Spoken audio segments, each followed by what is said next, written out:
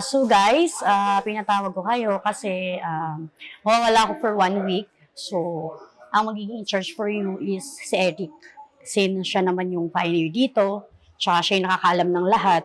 So, if you have any concern, feel free to contact Eric. So, siya muna yung bahala sa inyo, sa lahat, sa emergency, whatever it is, si Eric yung kakausapin nyo for the meantime. So, you will be. Ako nang bahala. No, Kyle, Bon. So, si Eric, anything na concern, si Eric yung tatanungin nyo or pagsasabihan nyo sa lahat. Okay? So, I'll be leaving for 1 week.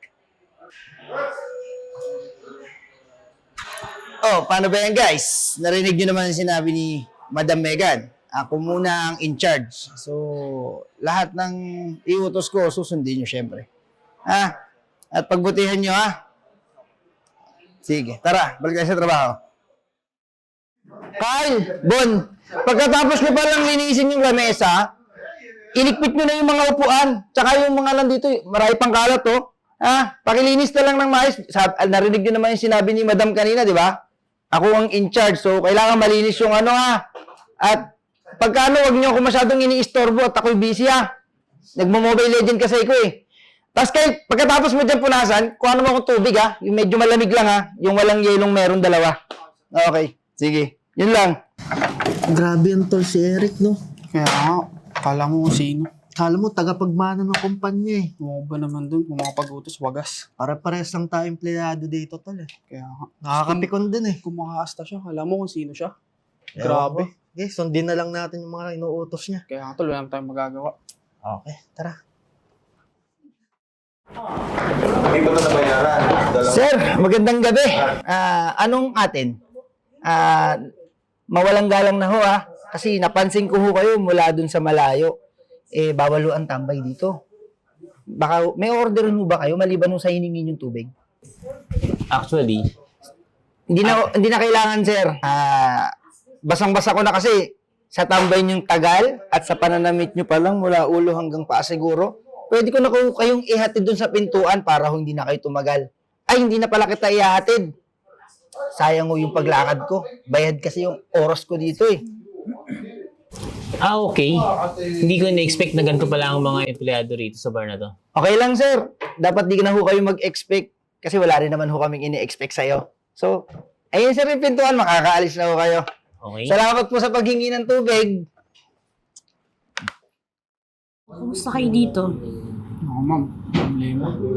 Simula na wala kayo ma'am, sige Eric, kala mo kung sino, panay utos, wala namang ginagawa. Maglalaro din ma'am, oras ng trabaho.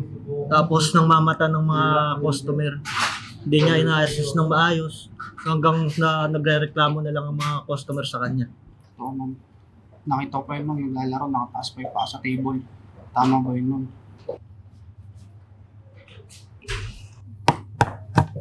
Oh, madam. Nakabalik na po pala kayo. Yes, I'm here, Eric. At hindi ko nagustuhan yung mga pangyayari nung wala ako dito. Anong nangyari? Kasi hindi ko gusto yung mga nababalitaan ko about sa'yo. Sa staff. Lalong-lalo na dun nung nakaraan. May kaibigan akong pumunta dito. Hindi mo siya na-treat ng tama.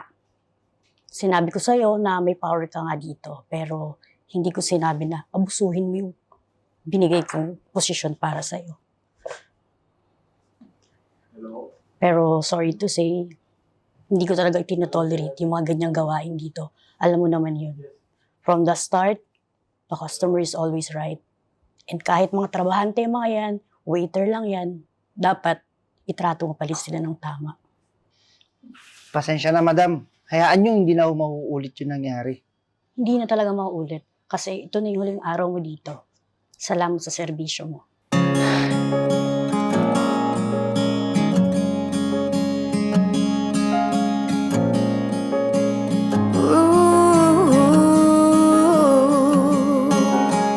I hear thunder, I hear lightning, I hear wonders, and everybody wanna go, but no one really cares to know.